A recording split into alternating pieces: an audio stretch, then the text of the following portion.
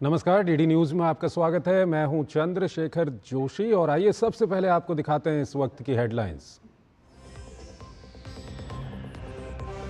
प्रधानमंत्री नरेंद्र मोदी की अगुवाई में नीति आयोग की गवर्निंग काउंसिल की बैठक, 2047 तक भारत को विकसित राष्ट्र बनाने पर जोर।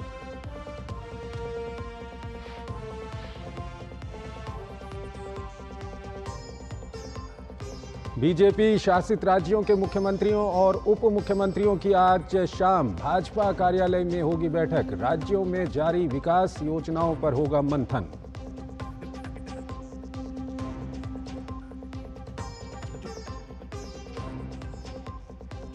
जम्मू कश्मीर के कुपवाड़ा के कमकरी इलाके में सेना ने दिया आतंकियों को मुंहतोड़ जवाब। नाकाम की पाकिस्तान की बॉर्डर एक्शन टीम की हमले की कोशिश। एक पाकिस्तानी मारा गया, 5 जवान जख्मी, ऑपरेशन जारी।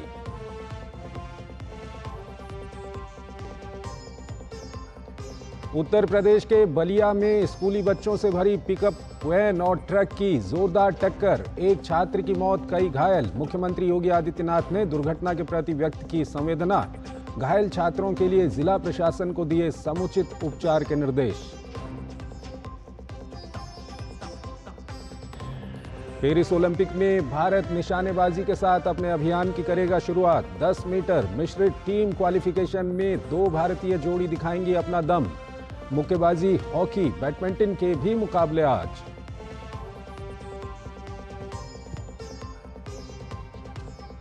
भारत और श्रीलंका के बीच 3 मैचों की T20 सीरीज का पहला मैच आज।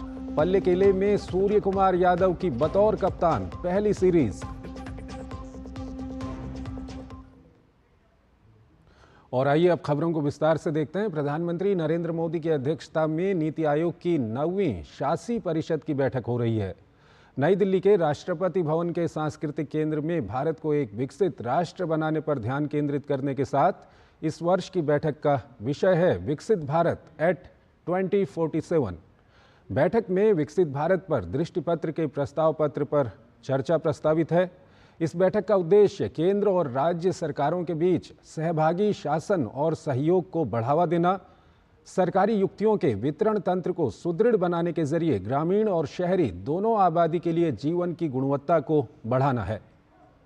बैठक में 2047 तक विकसित भारत के लक्ष्य को प्राप्त करने में राज्यों की भूमिका पर विस्तृत विचार विमर्श होना है।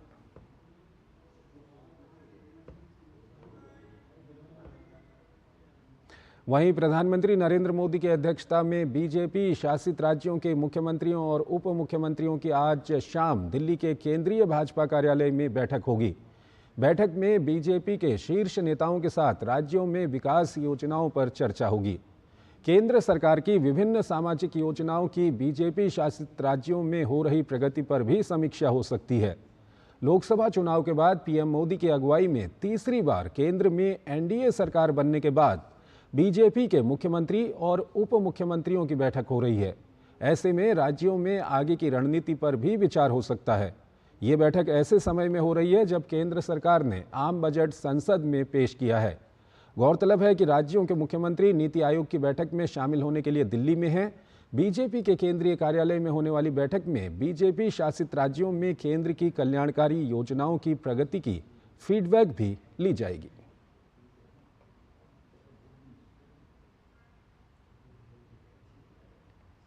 प्रधानमंत्री ने केंद्रीय रिजर्व पुलिस बल के स्थापना दिवस पर शुभकामनाएं दी हैं। उन्होंने अपने सोशल मीडिया प्लेटफॉर्म एक्स पर पोस्ट करके कहा कि सीआरपीएफ के स्थापना दिवस के अवसर पर सभी को मेरी शुभकामनाएं। राष्ट्र के प्रति उनका अटूट समर्पण और अथक सेवा वास्तव में सराहनीय है। वो हमेशा साहस और प्रतिबद्धता के उच्चतम मानकों के पक्षधर रहे हैं। हमारे देश को सुरक्षित रखने में भी उनकी भूमिका सर्वोपरि है।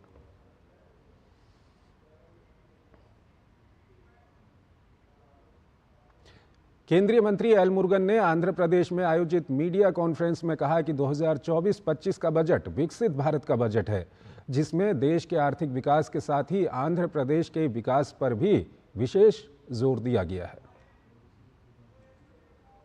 बजट इज फोकस्ड विकसित Bharat. This budget is for leading towards our nation towards 2047. In 2047, our country will be the progressive country, our country will be the global leader. So for that, the Amrit Kaal, this budget traveling towards that. This Union Budget 2024-25 announcement to support the boost of the economic growth as well as the support of Andhra Pradesh. आज राजस्थान उच्च न्यायालय की 75वीं वर्षगांठ मनाई जा रही है। इस अवसर पर लोकसभा अध्यक्ष ओम बिरला ने जोधपुर में आयोजित कार्यक्रम में हिस्सा लिया। इस मौके पर उन्होंने भारत के मजबूत न्यायतंत्र की तारीफ की। उन्होंने कहा कि जहां न्याय व्यवस्था उचित होती है वो देश सफलता की तरफ बढ़ता है। विदेश मंत्री डॉक्टर एस जयशंकर आसियान शिखर सम्मेलन में भाग लेने के लिए लाओस में हैं। जयशंकर ने लाओस के प्रधानमंत्री सोनेक्से सिफंडोन से मुलाकात की। दोनों नेताओं ने रक्षा, विरासत संरक्षण, ऊर्जा, डिजिटल और क्षमता निर्माण में सहयोग जैसे मुद्दों पर चर्चा की। बैठक के दौरान साइबर स्कैम सेंटर के माध्यम से भारतीय नागरिकों की तस्करी का मुद्दा उठा। विदेश मंत्री डॉक्टर जयशंकर ने नागरिकों के बचाव और राहत में लाओस पीडीआर सरकार के निरंतर सहयोग की सराहना की। इसके अलावा उन्होंने प्रधानमंत्री नरेंद्र मोदी की हार्दिक शुभकामनाएं प्रेषित की। डॉक्टर जयशंकर ने कहा कि भारत आसियान और पूर्वी एशिया शिखर सम्मेलन में लाओ पीडीआर की अध्यक्षता का पूर्ण समर्थन करता है। विदेश मंत्री डॉक्टर जयशंकर ने बैठक से इतर तुर्की के विदेश मंत्री हकान फिदान से भी मुलाकात की। दोनों नेताओं ने द्विपक्षीय संबंधों पर चर्चा की। इसके अलावा दोनों नेताओं ने क्षेत्रीय और वैश्विक महत्व के मुद्दों पर विचार विमर्श किया। नीट यूजी पेपर लीक मामले में सीबीआई लगातार कार्रवाई कर रही है। सीबीआई ने झारखंड के धनबाद से पवन नामक एक और युवक को गिरफ्तार किया है। उसकी निशानदेही पर सीबीआई की टीम ने सुदामडीह थाना क्षेत्र के भाट बांध तालाब से गोताखोरों की मदद से बोरी निकाली है। इस बोरी से कुछ टूटे हुए मोबाइल फोन और पेपर लीक से जुड़े कुछ अन्य साक्ष्य मिले हैं। दिलचस्प बात यह सामने आ रही है कि पेपर और आंसर भेजने व लेन देन करने के लिए गिरोह के लोग अलग अलग मोबाइल और सिम कार्ड का इस्तेमाल करते थे। इसके बाद साक्ष्य मिटाने के उद्देश्य से मोबाइल फ़ोन और सिम कार्ड को तोड़कर फेंक दिया जाता था। सीबीआई अब इन मोबाइल फ़ोन की फॉरेंसिक जांच कराएगी, जिसके अहम सुराग जिससे मिलने की संभावना है। जम्मू कश्मीर में नियंत्रण रेखा पर मच्छल सेक्टर के कामकारी में एक अग्रिम सैन्य चौकी पर अज्ञात लोगों द्वारा गोलीबारी की घटना में 5 जवान घायल हो गए हैं। भारतीय सेना की जवाबी कार्रवाई में एक पाकिस्तानी व्यक्ति मारा गया है। सुरक्षा बलों का ऑपरेशन जारी है।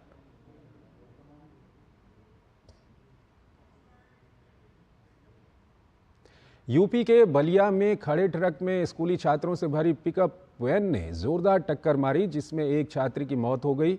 वहीं हादसे में 6 से ज्यादा छात्र घायल हैं। 3 छात्रों की हालत गंभीर बताई जा रही है, जिन्हें बीएचयू हॉस्पिटल के लिए रेफर किया गया है। वहीं उत्तर प्रदेश के मुख्यमंत्री योगी आदित्यनाथ ने सड़क हादसे में मृत छात्र के परिजनों के प्रति संवेदना व्यक्त की है। सीएम ने घायल छात्रों को तत्काल अस्पताल पहुंचाकर जिला प्रशासन के अधिकारियों को उनके समुचित उपचार के निर्देश दिए हैं। मुख्यमंत्री ने घायलों के शीघ्र स्वस्थ होने की कामना भी की है।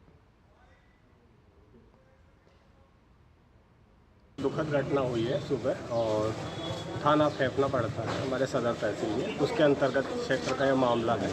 और एक नागा स्कूल है नागा, तो उसमें वहाँ पे बच्चे जाते थे। तो ये बच्चे अपने साधन से जाते थे, और जो बच्चे हैं एक पिकअप में बैठ करके, जैसे 7-8 बच्चे बैठे, फिर आगे रुकी, फिर 7-8 बच्चे ऐसे बैठे, तो उसमें 15 से 20 बच्चे बैठते हैं। और अचानक से क्या हुआ कि पिकअप अनियंत्रित हो गई और राइट लेफ्ट करके, और जो एक खड़ा ट्रक था उससे जाकर के टकरा गई। और यहाँ पर तुरंत से सभी को लाया गया अस्पताल और सभी को सुविधाएं दी जा रही है। एक बच्चा जो था वो यहाँ पे ब्रॉड डेड लाया गया।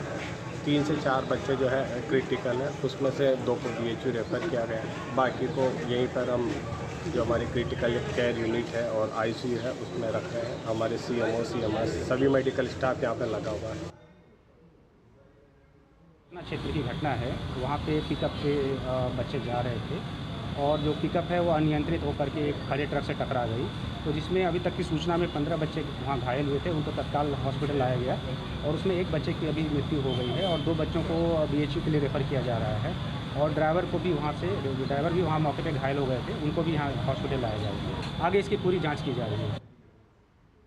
असम सरकार ने राज्य के अधिकांश अग्निवीरों को राज्य पुलिस में शामिल करने का निर्णय किया है। मुख्यमंत्री हेमंत बिस्वा शर्मा ने सोशल मीडिया प्लेटफॉर्म एक्स पर लिखा है कि भारत ये सुनिश्चित करेगा कि अग्निपथ योजना पर झूठ फैलाकर भारतीय सेना को कमजोर करने का विपक्ष का मिशन सफल न होने पाए। सेना के आधुनिकीकरण से जुड़े प्रधानमंत्री नरेंद्र मोदी के प्रयासों के साथ असम मजबूती से खड़ा है। असम सरकार ने राज्य के अधिकांश अग्निवीरों को असम पुलिस में शामिल करने का निर्णय लिया है। उपराष्ट्रपति जगदीप धनखड़ और उनकी पत्नी सुदेश धनखड़ ने दिल्ली में यमुना नदी के किनारे पारिस्थितिक स्थल ASITA में एक पेड़ मां के नाम अभियान के तहत पौधे लगाए। इसके साथ ही दिल्ली के LG VK सक्सेना और उनकी पत्नी संगीता सक्सेना ने भी एक पेड़ मां के नाम अभियान के तहत पौधे लगाए। एक पेड़ मां के नाम अभियान के तहत इस साल सितंबर तक 80 करोड़ और मार्च 2025 तक 140 करोड़ पेड़ लगाने की योजना बनाई गई है। देश के कई हिस्सों में बारिश के हालात काफ़ी गंभीर हैं। मौसम विभाग ने आज 17 राज्यों में भारी बारिश की चेतावनी जारी की है। महाराष्ट्र के लिए मौसम विभाग ने 8 जिलों पुणे, रायगढ़, रत्नागिरी, सिंधुदुर्ग, सतारा, चंद्रपुर, गोंदिया और गढ़चिरौली में आज के लिए ऑरेंज अलर्ट जारी किया है। महाराष्ट्र के विदर्भ इलाके में बहुत भारी बारिश का अनुमान जताया गया है। नवी मुंबई के शाहबाज गांव में एक 3 मंजिला इमारत ढह गई, जिसमें कुछ लोग अंदर फंस गए। अब तक 2 लोगों को सुरक्षित बचा लिया गया है, जबकि एक व्यक्ति के फंसे होने की आशंका है। पुलिस, दमकल विभाग और NDRF बचाव अभियान के लिए घटनास्थल पर हैं। शाहबाज गांव नवी मुंबई के बेलापुर इलाके में है। इमारत सुबह करीब 5 बजे ढह गई थी।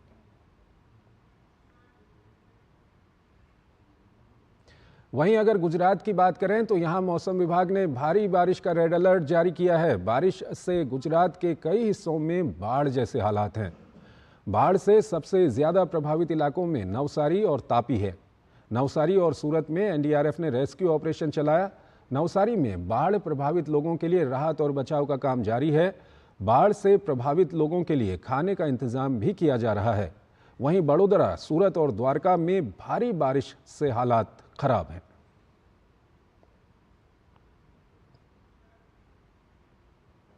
छत्तीसगढ़ में लगातार हो रही बारिश के चलते कई जिलों में बाढ़ जैसे हालात बने हुए हैं।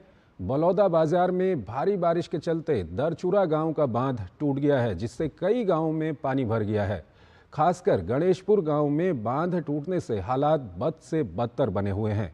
बांध टूटने के कारण खेत में पानी भरने से बड़ी संख्या में किसान प्रभावित हुए हैं।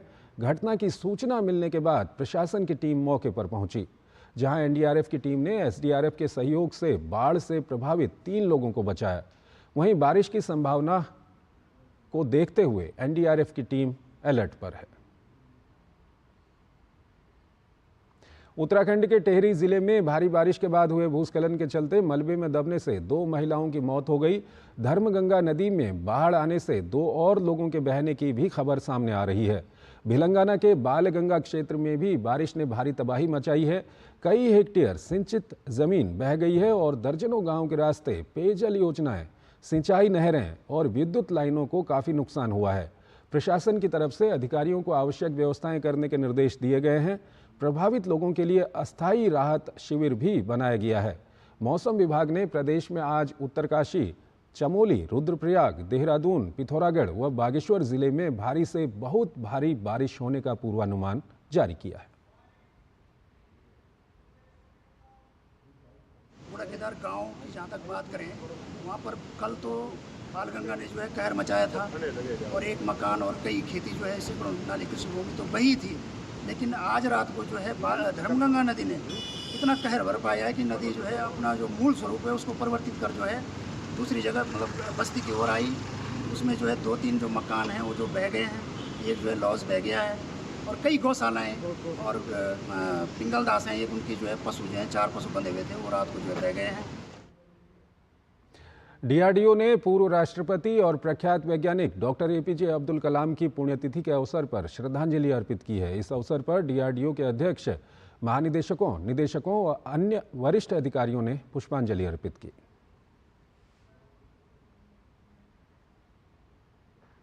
सर्वोच्च न्यायालय में आगामी 29 जुलाई से 3 अगस्त तक विशेष लोक अदालत सप्ताह का आयोजन किया जा रहा है।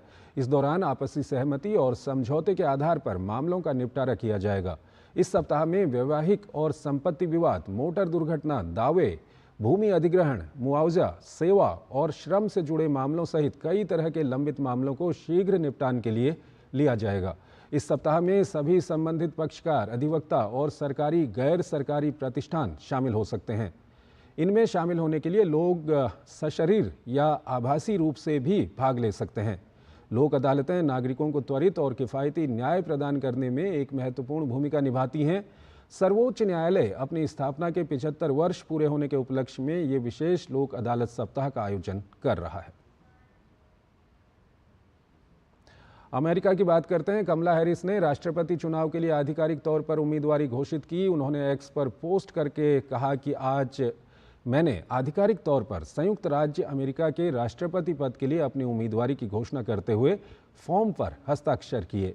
मैं हर वोट हासिल करने के लिए कड़ी मेहनत करूंगी और नवंबर में हमारा जन संचालित अभियान जीतेगा। एक छोटा सा ब्रेक। लाल रंग इसका अपार, तीखा कम है फिर भी स्वाद। MDH कश्मीरी। MDH। बात जब पीढ़ियों के लिए बनने वाले घर की हो तो जिम्मेदारी बड़ी हो जाती है। गैलेंट समझता है ये जिम्मेदारी। अब डबल M रिब्स के साथ गैलेंट एडवांस TMT रीबार, निर्माण का रियल हीरो। चुटकुला समझ नहीं आया? समझ तो ये नहीं आता कि खेत धान का या खरपतवार का। तो इसमें समझना क्या है दोस्त? ले आओ धान के खरपतवारों का स्पेशलिस्ट ग्रीन लेबल। IIL के ट्रैक्टर ब्रांड का ग्रीन लेबल, धान के खरपतवारों का स्पेशलिस्ट। स्वागत है आपका ब्रेक के बाद और आइए अब खबर देखते हैं पेरिस ओलंपिक से जुड़ी हुई।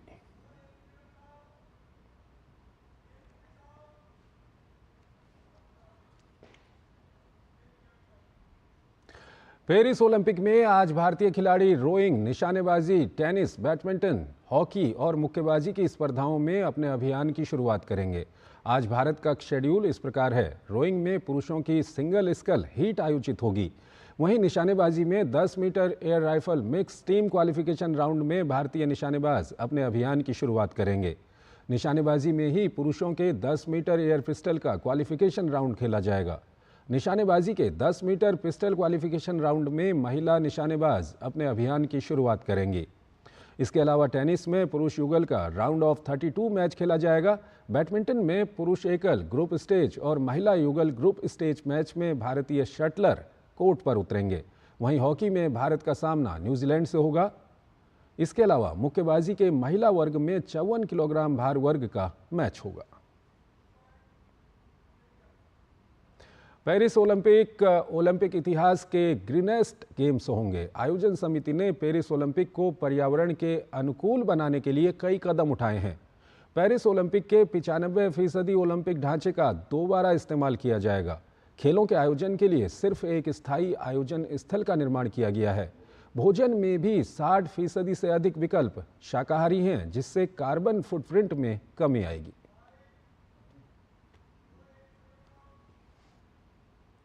पेरिस ओलंपिक 2024 की आयोजन समिति ने इस बार पर्यावरण के अनुकूल खेलों का आयोजन करने का प्रण लिया है। आयोजकों ने पेरिस ओलंपिक 2024 का प्रचार अब तक के सबसे ग्रीनेस्ट ओलंपिक के रूप में किया है। इस बार के ओलंपिक खेलों के आयोजन में कार्बन उत्सर्जन की मात्रा पिछले ओलंपिक खेलों के मुकाबले आधी हो जाएगी। पेरिस ओलंपिक के आयोजकों ने खेलों के लिए नए स्टेडियम और आयोजन स्थल बनाने में भी कटौती की है। नए आधारभूत ढांचे के निर्माण की सामग्री में भी लकड़ी को प्रमुखता दी गई है। वहीं लो कार्बन कंक्रीट का इस्तेमाल किया गया है। अंतर्राष्ट्रीय ओलंपिक समिति की कोशिश है कि ओलंपिक से जुड़े हितधारकों तथा खेल प्रशंसकों को जलवायु परिवर्तन के खतरों के प्रति भी आगाह किया जाए, ताकि दुनिया भर में पर्यावरण संरक्षण की मुहिम को बल मिल सके। फ्रांस में भारत के राजदूत भी आईओसी की इस पहल को बेहतर बता रहे हैं। Several of these events are now taking place in temporary stadiums and venues that have been built across the city. Incidentally, some of the games will obviously go outside the city of Paris to other areas. It's also the most sustainable Olympics ever, because they haven't built this mega infrastructure all around, which usually are not utilized afterwards. They've built an Olympics village in the most depressed part of the Paris region, the poorest part of the Paris region, in a way to revitalize it. And they've built an aquatic center. Everything else is either in temporary venues or on renovated old structures. And of course, the farthest venue is several time zones away in the Pacific, in the Tahiti. आइए समझते हैं कि Paris Olympic किस तरह अब तक के सबसे इको फ्रेंडली गेम्स होने जा रहा है। पेरिस ओलंपिक खेलों के इतिहास में अब तक के सबसे ग्रीनेस्ट गेम्स होंगे। 95% ओलंपिक ढांचे का ओलंपिक के बाद दोबारा इस्तेमाल किया जाएगा। प्रमुख ऐतिहासिक स्थलों के आसपास अस्थायी स्टेडियम बनाए गए हैं। एक्वेटिक सेंटर के रूप में सिर्फ एक स्थायी आयोजन स्थल बनाया गया है। एक्वेटिक सेंटर का निर्माण कार्बन भंडारण करने वाली लकड़ी से किया गया है। एक्वेटिक सेंटर सौर पैनल से ढका हुआ है। वहीं पानी के लिए पुनर्चक्रण प्रणाली इस्तेमाल की गई है। ओलंपिक के समापन के बाद खेल गांव का सामाजिक आवास के रूप में उपयोग किया जाएगा। ओलंपिक के दौरान भोजन के 60% से अधिक विकल्प शाकाहारी होने से कार्बन फुटप्रिंट में भी कमी आएगी। ओलंपिक के आयोजन स्थल नवीकरणीय ऊर्जा से संचालित होंगे। ओलंपिक में उपयोग किए जाने वाले 90% उत्पाद रिसाइकल्ड सामग्री से तैयार हैं या दोबारा इस्तेमाल के लायक हैं।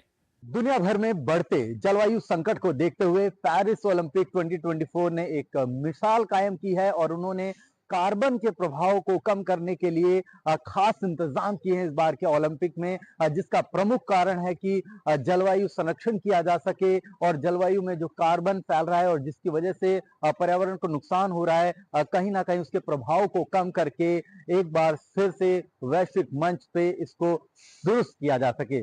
तो पेरिस ओलंपिक ने यहाँ ऐसी मिसाल पेश कर दी है जो वर्षों तक याद की जाएगी और आगे आने वाले खेलों में भी इसी तरह के जो स्टेप्स हैं, कदम हैं, उठाए जाएंगे और जलवायु को बचाने की मुहिम में एक कदम और तेजी से आगे बढ़ाया जाएगा। कैमरा सैंतल के साथ में Mukesh Shukla, DD news Paris.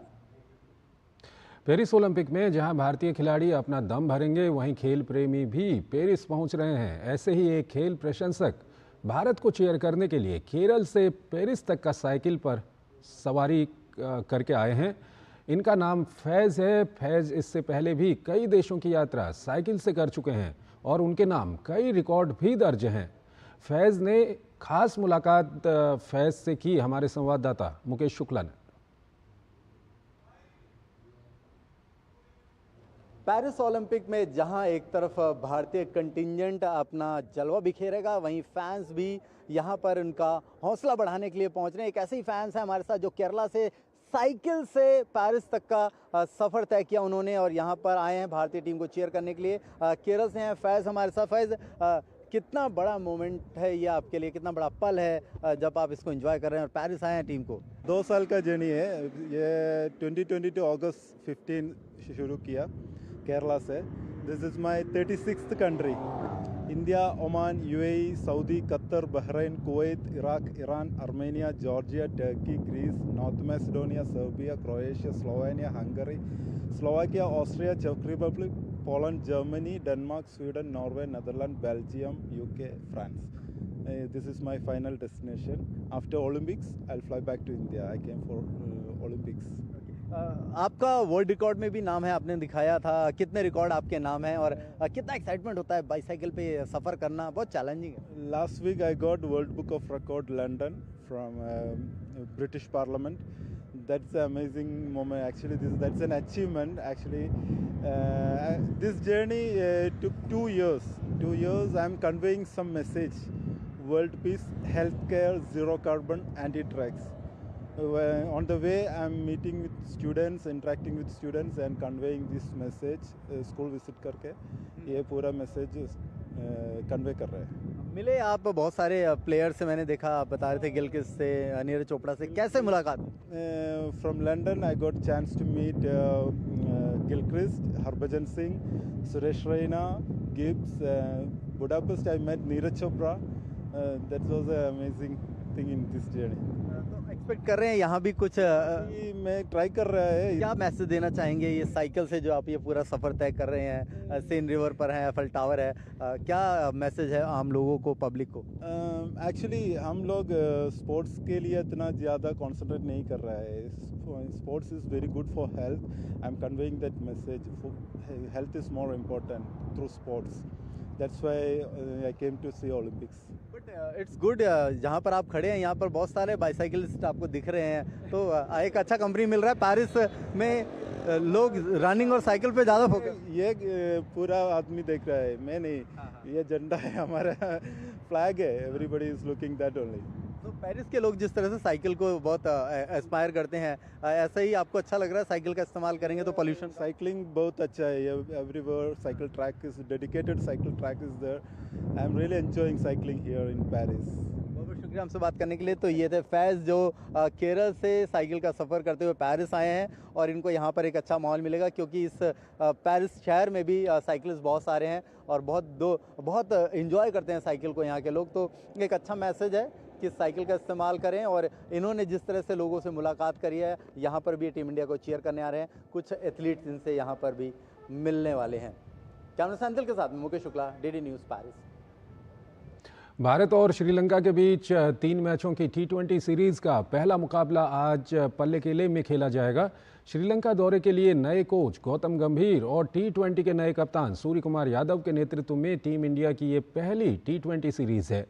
भारतीय टीम श्रीलंका पहुंच गई है। 27 जुलाई से 7 अगस्त तक चलने वाले इस दौरे में टीम इंडिया 3-3 मैच की T20 और वनडे सीरीज खेलेगी। तो इस बुलेटिन में फिलहाल इतना ही। आप बने रहिए डीडी न्यूज़ के साथ। नमस्कार।